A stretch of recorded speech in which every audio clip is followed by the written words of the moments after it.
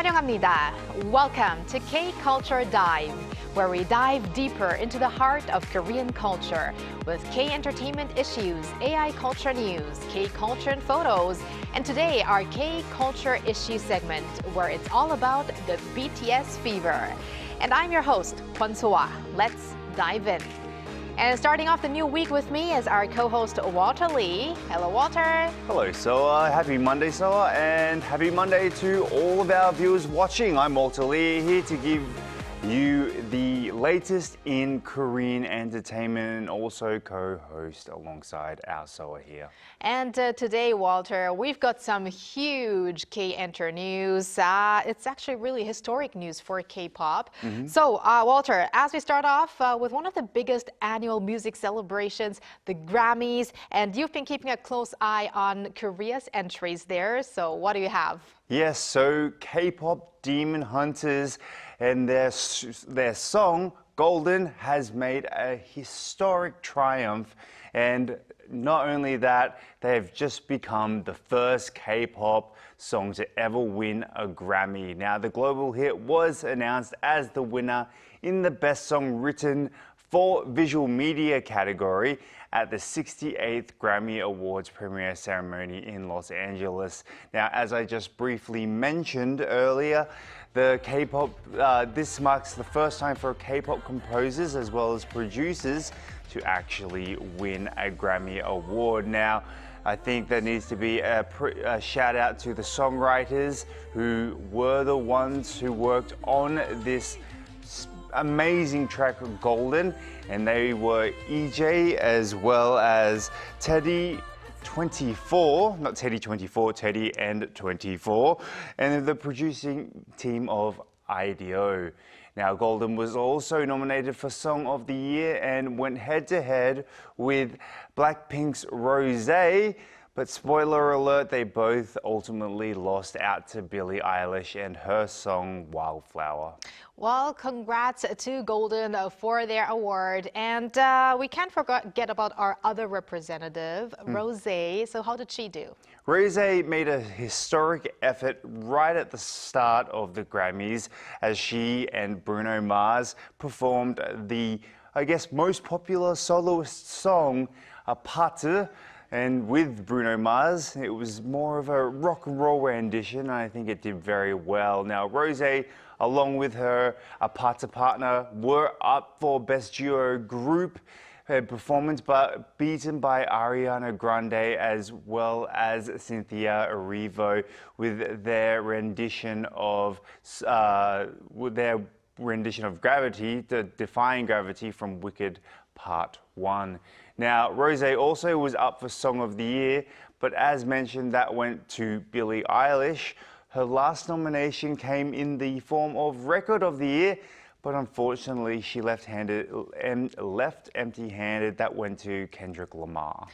Well, there might be some disappointment, but still the whole of Korea is proud of her. And I mean, those nominations themselves are already a great achievement. I think so. Yes, and speaking of great achievement, lastly, we have some news on BTS. I think we have a lot of news on BTS today, Soa. So yes, BTS has done more and more when it comes to YouTube views. They have now surpassed 800 million views on YouTube with their song Save Me, their music video Save Me.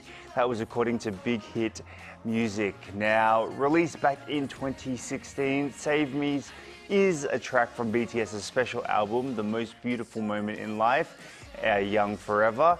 With this achievement, BTS now boasts 10 music videos that have surpassed 800 million views. And the moment just continues for BTS as they are set to return with their full fifth-length album, Arirang, which we love here, on March 20th, which I think we'll talk about a little bit later, followed by the massive comeback performance at Gwanghwamun Square on March 21st. Now, the album racked up over 4.06 million pre-orders in just 1 week and hit about 2 million pre-saves on Spotify within 4 days, once again highlighting BTS's global impact in the world. All right, thank you very much, Walter, for those updates. And as you mentioned, we're going to still talk about BTS later in the show, so stick around. Will do. And now let's go over to our AI anchor Arang for more on the culture front. Arang. Thanks, Sua. Here's your AI guide to the latest cultural headlines from Korea. Let's begin with our top story. More than 2.2 million foreign tourists visited Jeju last year, up about 18% from a year earlier. Chinese visitors to the island accounted for more than 70% of the total. Visitors from Taiwan ranked second, followed by those from Japan and the United States. By growth rate, tourists from Thailand surged 340% from 2024, marking the sharpest increase. Jeju Island plans to seek tailored strategies by country and region this year to further boost inbound tourism. The most borrowed book at public libraries across Korea last year was Human Acts, by novelist Han Gang. According to the National Library of Korea's analysis of about 1,600 public libraries, the novel was checked out more than 60,500 times over the year. Following Han's Nobel Prize win and the ensuing global attention, 17 of her titles, including The Vegetarian and We Do Not Part, ranked among the top 1,000 most borrowed books in 2025. Total public library loans nationwide reached over 138.5 million last year, up nearly 4% from 2024. Gustav Klimt's Portrait of a Lady, which was dramatically recovered in 2019 after it was stolen 23 years earlier, is now on display in Seoul. Marking its first overseas showing outside Italy, the work is attracting huge flocks of visitors. The famous work is being showcased in a special exhibition jointly organized by the Galleria d'Arte Moderna Ricci Adi in Piacenza and Korea's My Art Museum.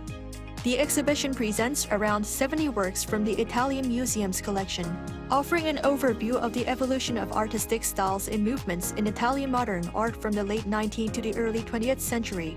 The exhibition runs through March 22nd at My Art Museum's Gangnam branch. That's all from me. Turning now to a quick look at more K-culture stories making headlines today.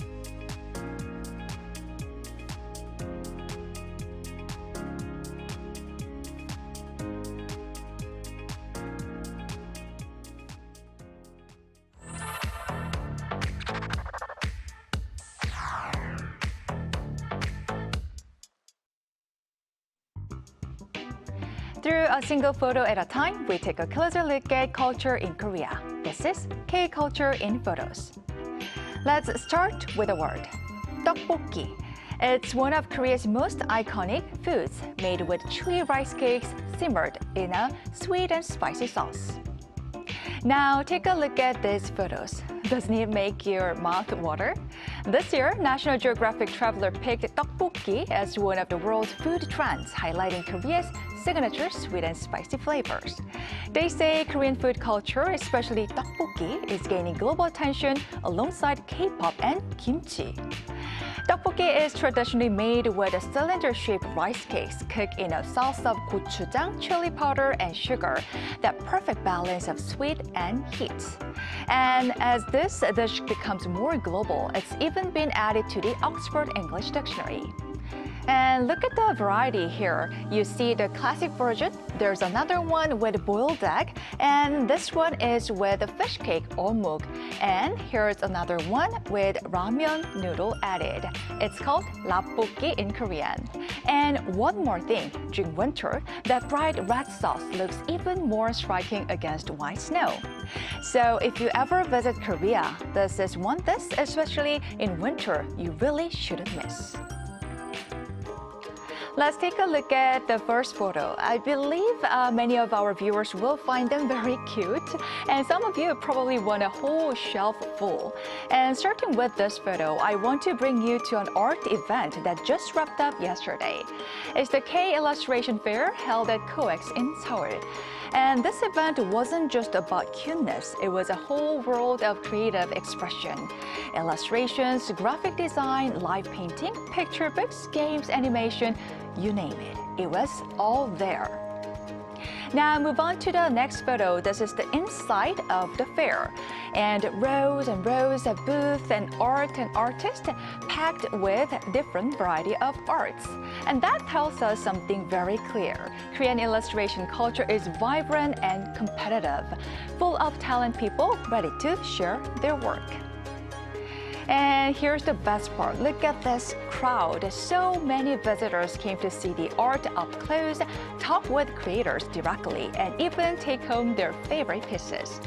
So if you were there, what would you have picked? A cute character plush, a handmade magazine, or maybe a piece of artwork that speaks directly to you? Now, you see cars driving on the highway, and right underneath, the river is filled with floating ice. This is the lower Hangang River area in Gimpo, just outside Seoul. And after an intense cold wave, huge chunks of ice began drifting downstreams, covering almost the entire surface of the river. It's called river ice flows, or in Korean, yubi. Now, let's move to the next image. Doesn't it look like the Arctic almost? But here's what makes this spot special. This part of the Hangang River is affected by ocean tides. So when the tide comes in, the ice actually moves upstream, freezing, breaking apart, and sticking together again and again. That's how these dramatic ice flows are formed, like this. Late January was especially cold across Korea, and scenes like this reminded everyone just how powerful winter can be. And sometimes even in the middle of highways and high-rise buildings, nature finds a way to surprise us, just like Yubi. Let's take a look at this photo. Stylish sunglasses and graduation caps on their heads, and they look pretty cool, don't they? But this isn't your typical graduation ceremony. These are adult students. In Korean, we call them manhakdo, meaning people who return to school later in life. And this photo was taken at a graduation ceremony in Yeongdeung-pogu district in Seoul, where students from all alternative elementary and middle school received their diplomas. Some of them are in their 60s, 70s, and even older, and many missed out on education when they were young because of poverty, war, or family responsibilities. So coming back to school took courage, patience, and years of efforts. And while this photo feels fun and upbeat, people say the ceremony itself was deeply emotional, with lots of tears, hugs, and applause. Stories like this remind us that it's never too late to start something new. So here's my question for you. If you had a chance to go back to school at any age, what would you want to study? So now, from spicy street food to creative art, frozen rivers, and lifelong learners, this is Korea, full of flavor, heart, and stories at every corner.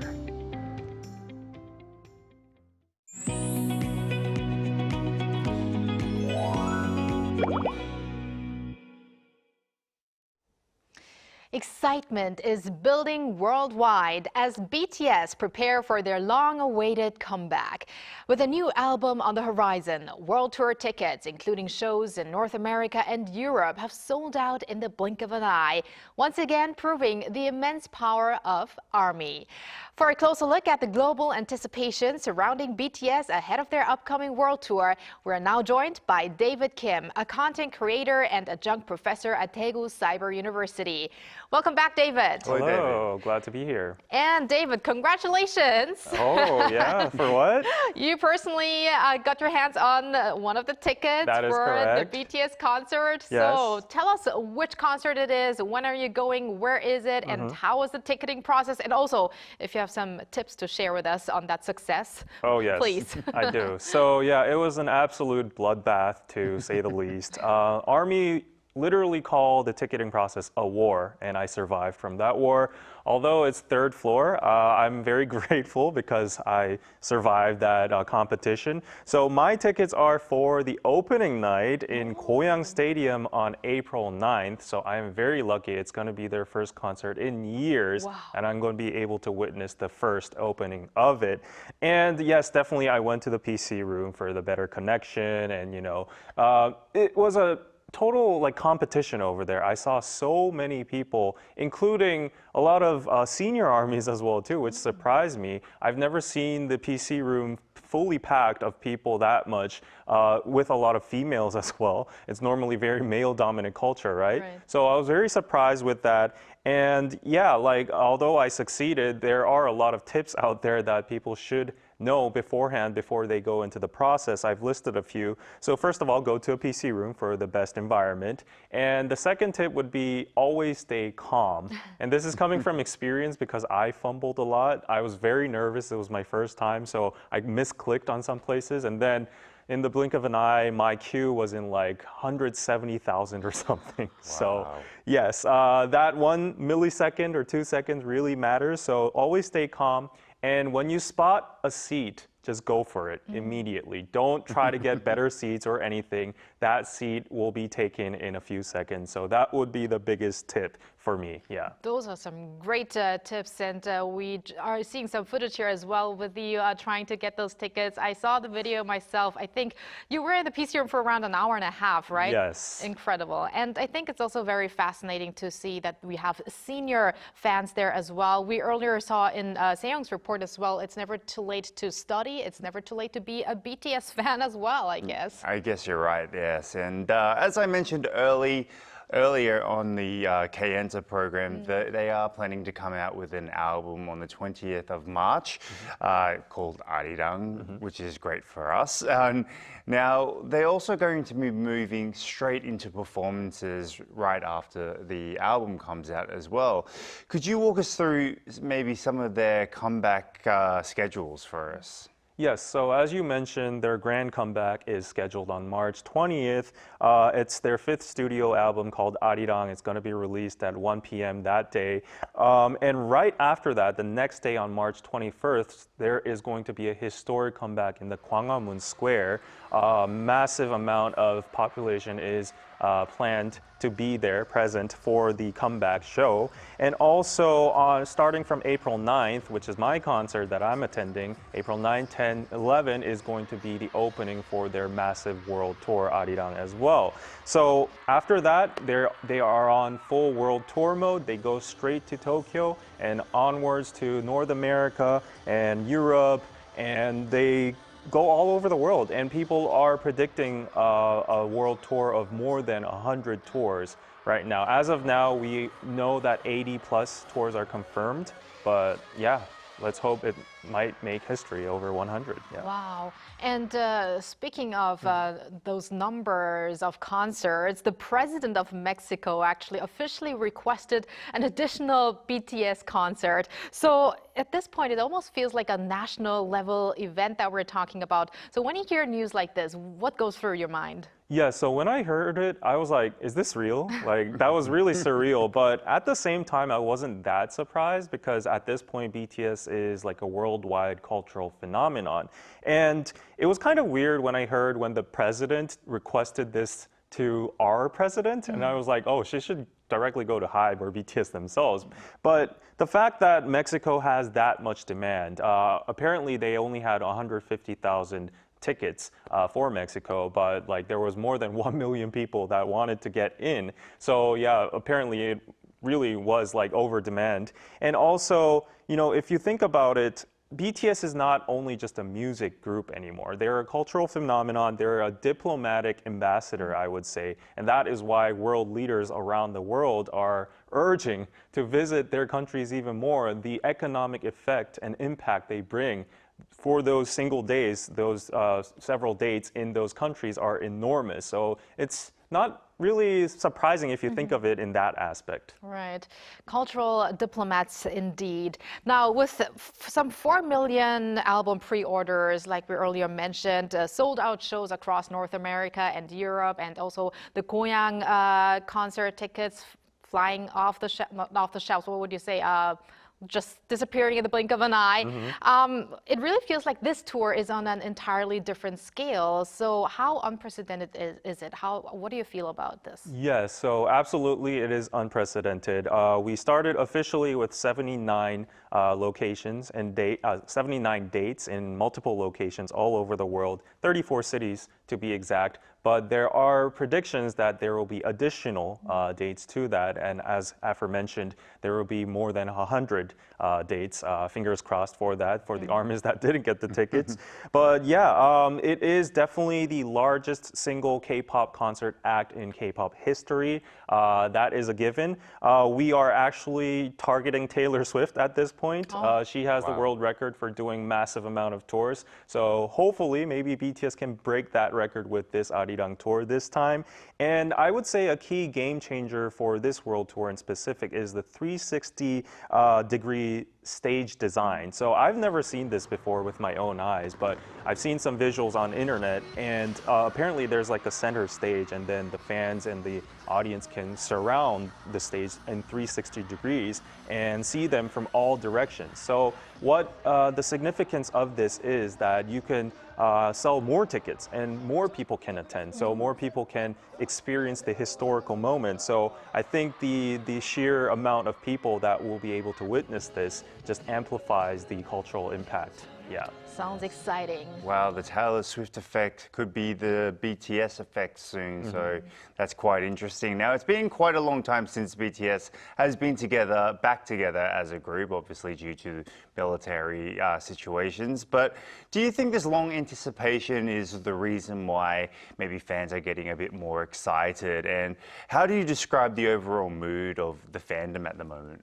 Yes, so the anticipation has been like a coiled spring. Like everyone was saving their energy, saving their bucks, everything for this one concert. I mean, ARMY has always been supporting BTS as solo acts as well too. During the military hiatus, there were solo activities, but like it can't really match the energy of the OT7, what we call the full group energy we're seeing right now. So ARMY is definitely very, very excited, and it's pretty obvious because they finished their military service, which is a huge pride to a lot of Koreans and for ARMY as well too. They're healthy, that's most important, and also fans are going crazy over their comeback because they've manned up now. Like if you look at their physique and up, they are ready for tour and they are different. They have matured a lot. So that adds a little spice to that. So the mood is very perfect. Everyone's in relief. Everyone's very enthusiastic and euphoric.